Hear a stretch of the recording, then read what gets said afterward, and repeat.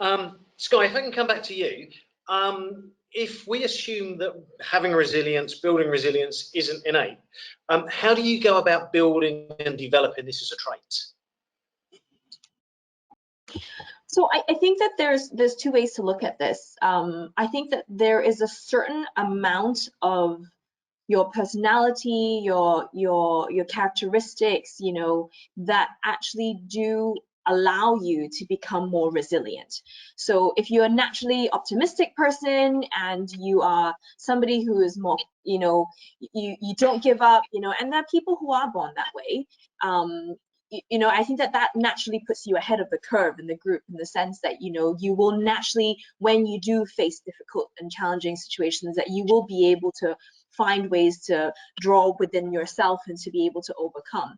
But I think that not everyone has that, you know, and I think a lot of these also are factors that can be, and characteristics that actually can be developed.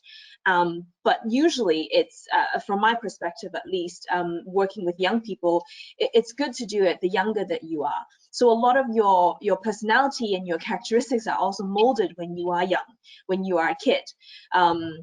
And so things like exposing, you know, the individual, or having the individual being exposed to lots of different positive experiences, being able to see lots of different things so that their exposure isn't just one thing, but lots of different things, so that they're able to gain more of a perspective.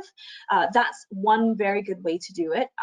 Helping individuals be able to think in terms of their thought process, to look at a scenario and actually not always look at it in a negative way, but look at it in also in another positive way as well.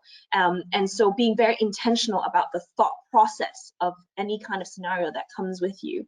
And then also I think, you know, I think teaching people to have conversations about things that are difficult are really quite important. I think a lot of times, you know, we're in a very strange world where there's so much pressure to always achieve excellence. And often we don't like to talk about our failures. We don't like to talk about our weaknesses. We don't like to share about the things that we struggle with.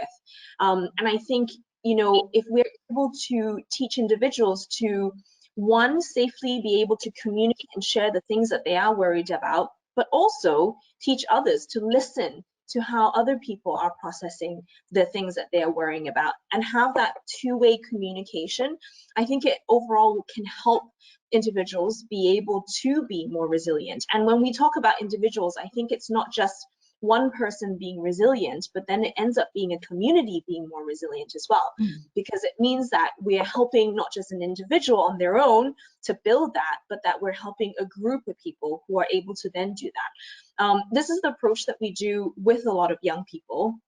And you know, as I said, the earlier that you're able to learn this, the better. But I think that it's not just limited to when you're young. You know, like, you know, listening to Vivian's story, I think she had some great foundations, but you know, she learned a lot of those as she was older as well. And I think, you know, I think one of the things that, you know, for us is really being intentional about understanding that. But I think as we look at resilience, we also cannot just be too general, because there's so many different types of resilience. I mean, there are 4 main resilience, and I kind of mentioned this earlier, but I think it's good to be aware of what you want to be intentional in developing. There is physical, there is mental resilience, and then there's the social and emotional. Most of what I've been talking about is more of the social and emotional type of resilience, because this is what lends us to a lot of mental health problems, you know, that we're seeing in society today. But I think it's good to recognize that that resilience isn't just one general topic, but that actually there's different types of it as well. And so being able to focus in and hone in on those particular areas is helpful as you build resilience.